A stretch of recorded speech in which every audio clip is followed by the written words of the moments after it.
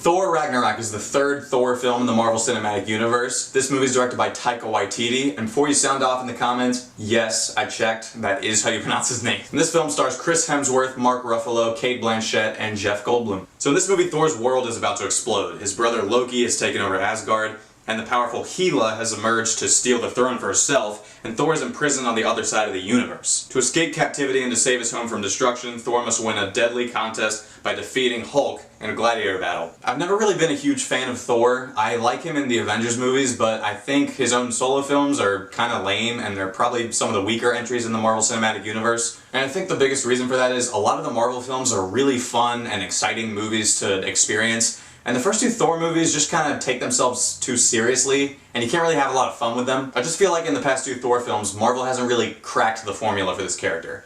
This movie is a completely different story. Thor Ragnarok is so much fun. I love this film, and it's easily the best Thor movie. In my opinion, I think this movie did for the character of Thor what Captain America the Winter Soldier did for the character of Captain America. Before that movie came out, everyone thought Captain America was kind of like a B-list character, but that film just really solidified his part in the Marvel Cinematic Universe, and this movie is the same way with Thor, and I think that's mainly because this is the best work I've seen from Chris Hemsworth in the Marvel Universe. He's so great in this movie. His lines are hilarious and he delivers them really well. And this movie changes a lot of things up about the character of Thor. His hammer is gone pretty much in the first scene of this film. Thor is kind of helpless throughout a lot of this movie, and the film also doesn't take place on Asgard as much as the other two films did, and it really throws you for a loop in terms of what you're expecting to see from this character. And I like that. I love that they actually went for something different. It felt fresh and new and exciting, and it was so much fun to watch. Also, in terms of the other characters, Jeff Goldblum is in this movie, and he's entertaining as hell, as always. I mean,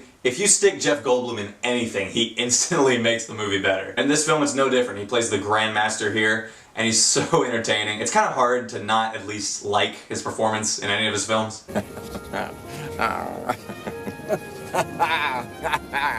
Cate Blanchett plays Hela, the goddess of death in this film. She's the film's main villain.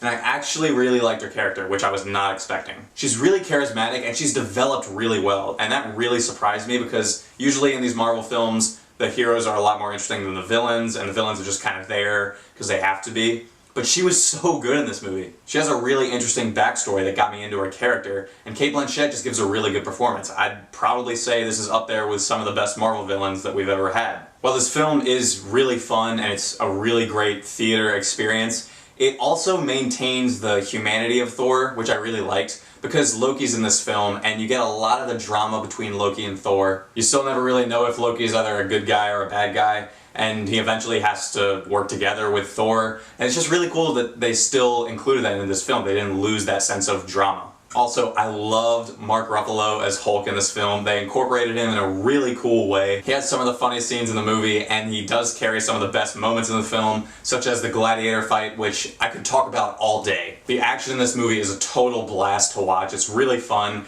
and they did a lot of things that I thought were kind of ambitious and new. Like, for instance, you get to see Thor being the god of thunder in this movie, and it was awesome. From the opening scene to the ending, this film has a lot of really great action set pieces, and Taika Waititi did a really good job shooting the action. There's also a lot of really cool spaceship battle sequences and some hand-to-hand combat sequences that I thought were really entertaining.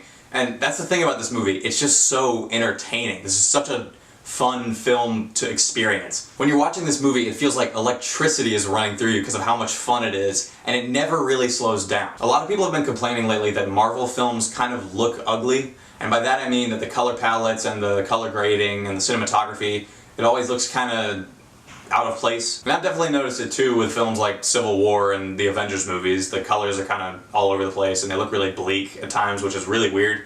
But I think with Guardians of the Galaxy Volume 2 and this movie, they've really done a good job of making the movies really vibrant and colorful, because this is a really nice looking movie. It's really colorful. This film really stands out in that aspect. I love the cinematography and even the production design, and also the visual effects are really great, except for a few scenes, which I will get into in a minute. I love Thor Ragnarok, but I don't think it's a perfect film. I do have a couple flaws with it. One of them revolving around Cate Blanchett's character. I thought she was great as Hela, and I thought her character was really well written and had a lot of really interesting backstory. But there are times where she can be really expositional, and she just kind of tells characters everything they need to know, and I thought she was kind of weak in some scenes like that.